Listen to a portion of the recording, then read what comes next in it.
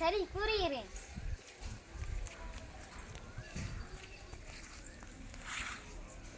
அரசே, அரசே, காவி உடையும் நீண்ட ஜடைமுடியும் தரித்த துறவி ஒருவர் வந்திருக்கிறார். அப்படியா? நானே வருகிறேன். சரி அரசே.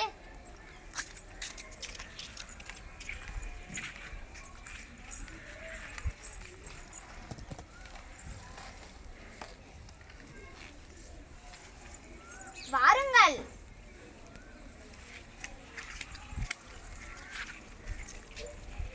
அமருங்கள். மாமுனியே, தாங்கள் எங்கிருந்து வந்துள்ளீர்கள் என்று சொல்லலாமே. என் பெயர் திருவள்ளுவர் என்று சொல்வார்கள். நான் தமிழ்நாட்டில் உள்ள மயிலாப்பூரில் இருந்து வருகிறேன். காளிகாம்பாளை தரிசித்த போது தஞ்சாவூர் வரை படையெடுத்த போது சாதாரண மனிதன் கூட தாங்கள் எழுதிய திருக்குறளை மனப்பாடமாக சொல்வதை கண்டேன். தாங்கள் ஏன் நேரில் வந்ததால் தன்னிய நானே. நான் உன் அரசவைக்கு வரும்பொழுது பார்த்தேன். மக்கள் உன் பெயரை சொல்லி பூரித்தார்கள். உன் வீர தீரங்களை பற்றி பெருமிதம் அடைந்தார்கள். எல்லாம் அந்த பவானி தேவியின் அருள். அதை தான் குரலில் வடித்திருக்கிறேன். முறை செய்து காப்பாற்றும் மன்னவன் மக்களுக்கு இறை என்று வைக்கப்படும் என்று. என்ன சுவாமி சொல்கிறீர்கள்? அடியன் சிறியவன், என்னை போய் பெரியவன் ஆகிறீர்களே. அது உனது அடக்கம். நிலையும் தெரியாது அடங்கினால் தோற்றம் மலையினும் ஆன பெரிது என்று உனது குணத்தை என்னால் பாராட்டாமல் இருக்க முடியவில்லை. தங்களை போன்ற அறிஞர்கள் தானே என்னை வழிநடத்துகிறார்கள். இருக்கலாம். உன் படை தளபதிகள் அழைத்து வந்த இஸ்லாமிய பெண்ணை தாயாக போற்றி திரும்பி எனும் அந்த செய்தியை கேட்கும் போது மகிழ்ச்சியாக இருந்தது.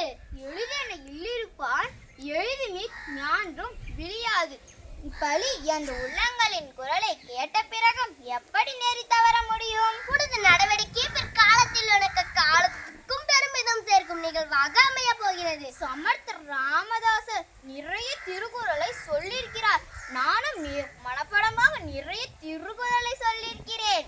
பரவாயில்லையே, மராத்திய வீரனாக இருந்தாலும் தமிழ் படிக்கிறாயே. புரிகிறது முனிவரே. பலே பலே, அரசாட்சி புரிவதை பற்றி சில அதிசயங்களை நான் படித்துள்ளேன். அப்படியே செய்கிறேன்.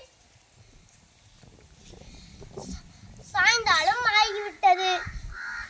இன்னொரு ஊருக்குள் நான் செல்ல வேண்டும். பொழுது போய்விட்டது.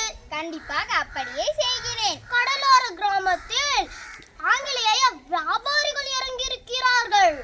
ஆமாம், நமது பொருள்களை வாங்க சிலர் குடியேறுகிறார்கள். அவர்கள் வியாபாரிகள். அவர்களோடு வணிகம் செய்வதோடு நிறுத்திக்கொள். மேலும் இடம் கொடுக்காதே. சரி முனிவரே. சரி. நன்றி, வணக்கம். நன்றி.